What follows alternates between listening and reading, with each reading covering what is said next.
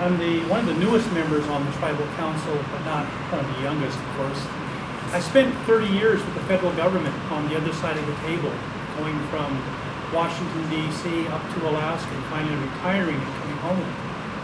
And so I looked at the issues from both sides. And coming home and running for council was what I chose to do when I first left the reservation about 27 years ago. Now it's go out and get experience and come back. And I brought that experience back.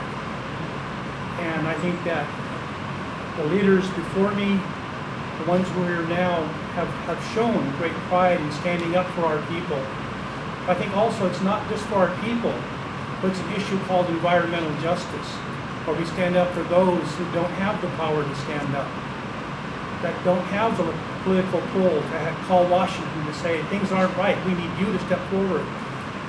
We've tried that. We've tried working with the federal agencies, with the state, and it hasn't worked. So we're down here now to put ourselves in front to say, it's not going, no more. As the people said in 1877, they've showed the rifle. We're responding. So I stand now with my brothers in front of the tribe to say, no, they're not coming forward. Thank you.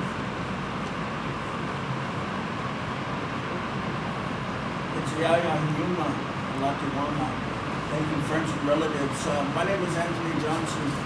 I'm here as a member of the executive committee, here as an elite for every reason that you've heard spoken.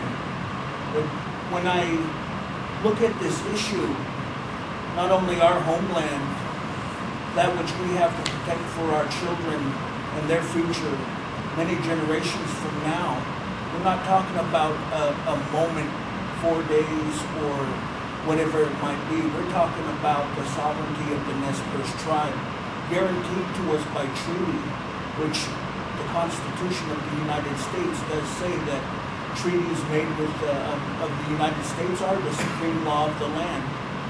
And without honoring those treaties, there is no honor in America. And when I say that, there are many examples out there that show that America is indeed sick.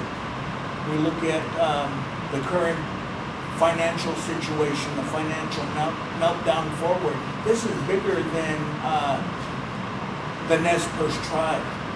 We're just a line in the sand. We're just a line on our reservation saying corporate America and the United States government can hold hands and sell out their country, but they cannot sell out our land. This is our home. And we're here to fight for that. We're here to stand for that. And it is time. It's time for not just the Nez Perce tribe to stand. It's not just time for idle no more. It's time for America to stand. It's time for America to wake up and see what is happening, because this is not the America, whether we are proud to be Americans. Those of us who are veterans serve proudly, but that's not the ideals of America that we served for. It was for the ideals stated in the Constitution. I'm proud of those. Those are some good words, but they are not being upheld right now. They're not being upheld to Indian country. They're not being upheld to their own citizenry. So I would encourage anybody out there who is not part of the elite 10% holding 36% of the nation's wealth to realize what's happening to you right now.